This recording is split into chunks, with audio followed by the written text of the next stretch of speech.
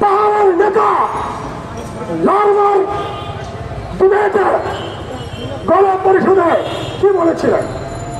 বলেছিলেন পাহাড়িরা তোমরা বাঙালি হয়ে যাও।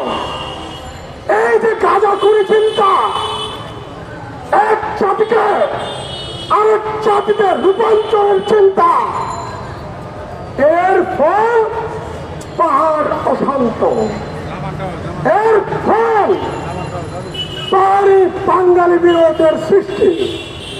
আচ্ছা একটা কথা বলি, আপনার বাপের বিটা, আপনার দাদার বিটা কেউ এসে দখল করে নিল, আপনি কি খালি হাতে থাকবেন? আপনি কি আপনার বাপের বিটা রক্ষা করার জন্য সদস্য হবেন না? সেই বাপের পিতা কেড়ে নিয়েছিল পাকিস্তানিরা এবং আওয়ামী লীগের প্রথম সরকার।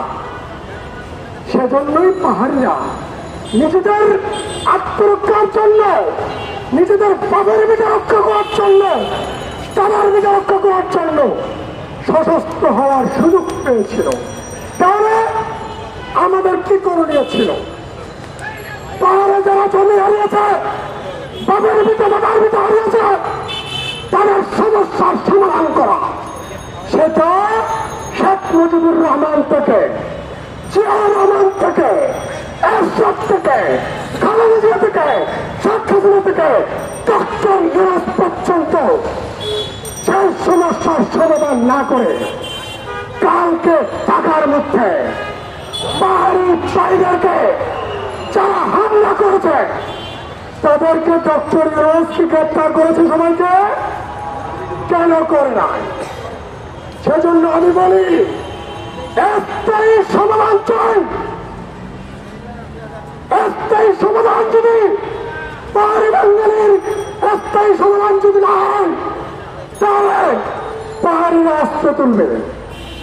ভারত বাংলাদেশকে খণ্ড বিখণ্ড করার অপচেষ্টা করেছে, করবে ডক্টর ইউনূস সরকার। এই যে আপনি বৈষম্য বিরোধী আন্দোলনের মধ্যে আপনাকে আমরা সরকার গঠন করেছি। ডক্টর ইউনূস সরকার বৈষম্য বিরোধী আন্দোলনের সরকার নয়, বৈষম্যের সরকার। পাহাড়িদেরকে অত্যাচার করার মধ্য দিয়ে বাঙালিদেরকে, বিভিন্ন জনপদের মানুষকে এই 5 মাসে যেভাবে অত্যাচার করেছেন আওয়ামী লীগ, সে অত্যাচার করেনি।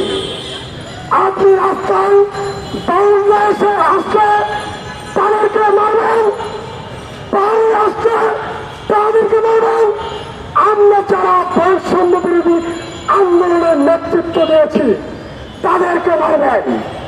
যারা দেশ লুট করেছে, অর্থ পাচার করেছে, অর্থ পাচারের অর্থ ফেরত আনার দাবিতে যে আন্দোলন আমরা শুরু করেছিলাম, সেই আন্দোলনের নেতাদেরকে গ্রেফতার করবেন।